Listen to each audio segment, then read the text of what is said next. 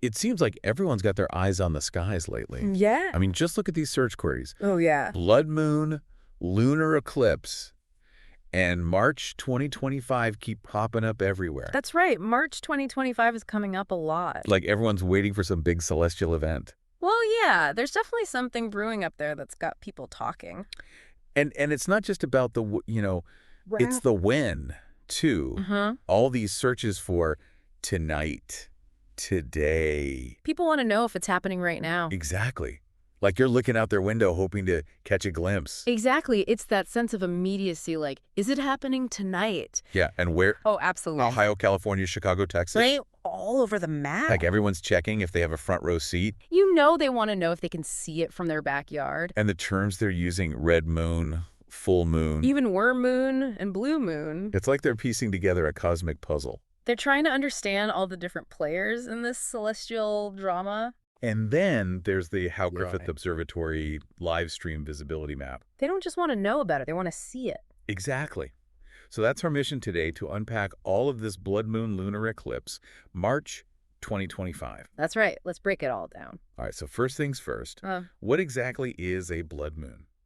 Well, when you hear blood moon, think total lunar eclipse. So they're not two separate things? Not really. Blood moon is more of a dramatic way to describe what happens during a total lunar eclipse. Okay, so walk me through it. So a lunar eclipse happens when the Earth is directly between the sun and the moon. Okay. And the Earth's shadow falls on the moon. Right. And when the alignment is just right, the moon moves completely into the Earth's umbra. Yeah, the darkest part of the Earth's shadow. Ah, so that's when it starts to look red. Exactly. Now, even though the Earth blocks direct sunlight, some light still reaches the moon. How's that? It passes through the Earth's atmosphere. Oh, I see. And the atmosphere scatters away most of the blue light, leaving mainly red and orange light. It's like a giant filter. That's a great way to put it. This red and orange light then bends around the Earth and falls on the moon's surface. So the moon's not actually changing color, it's just reflecting that filtered light. Exactly. It's all about the way the light is interacting with the Earth's atmosphere.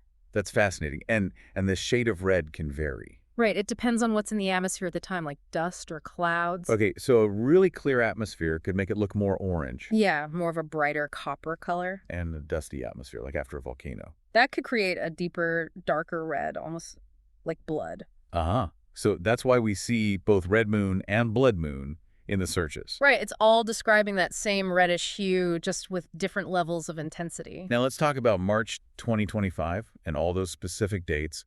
March 13th, March 14th. Okay. What's going on there? Well, the sheer volume of searches suggests there's a major lunar eclipse happening around then. So we don't have the exact astronomical data. Not just from the searches, but it's clear people are expecting something big in March 2025. Right. They're probably hearing about it from all sorts of places. Astronomy websites, news articles, maybe even just friends talking about it. And then they're coming online to get more details. When exactly will it happen?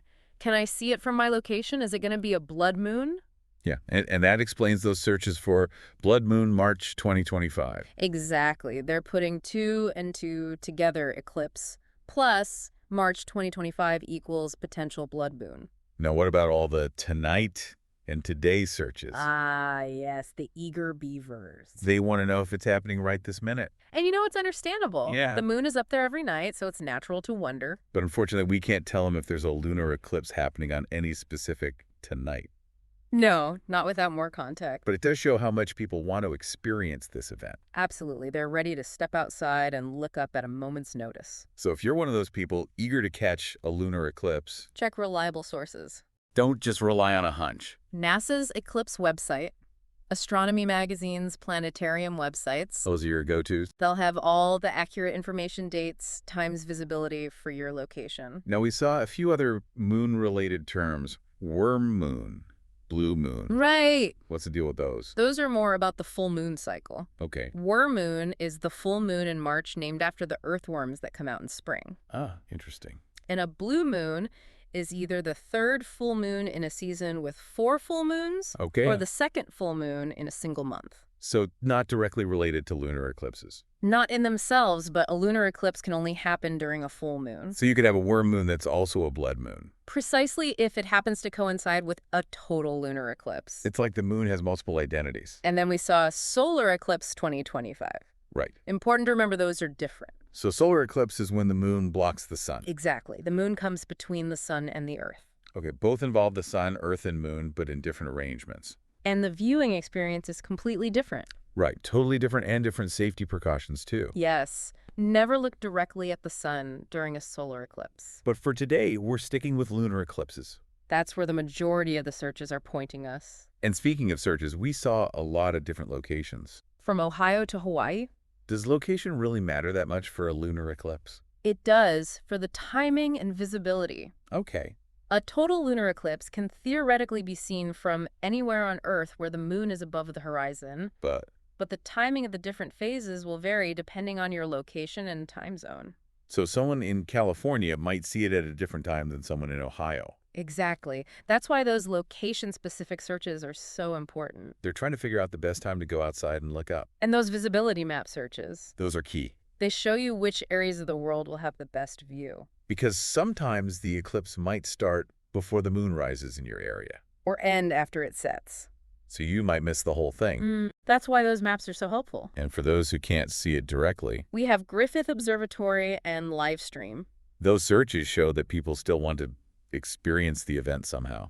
Absolutely. Many observatories host viewing parties and webcasts. So you can watch it online even if you can't see it in person? It's a great way to connect with this celestial event no matter where you are.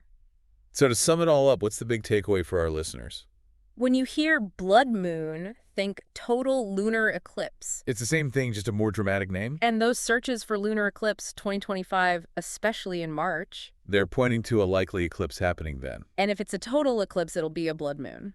Now, for those searching for tonight in specific locations, You gotta check reliable sources closer to the date. to get the accurate timing for your time zone, And remember, we're focusing on lunar eclipses here. not solar eclipses. Although those are fascinating too. Right, but that's a topic for another day. Exactly. And finally, those Griffith Observatory and live stream searches. They show just how eager people are to experience this event. And the visibility map searches prove that everyone wants to know if they'll have a front row seat. So these searches are a snapshot of our collective fascination with the cosmos. We're all looking up, wondering what's going on up there. And that sense of wonder, that's what it's all about. It goes beyond any specific search term or date. It's about appreciating the beauty and mystery of the universe. And maybe even sparking a lifelong interest in astronomy. Exactly. So keep looking up, keep exploring, and keep wondering. Because there's always something new to discover in the night sky. Absolutely. Thanks for joining us for this deep dive into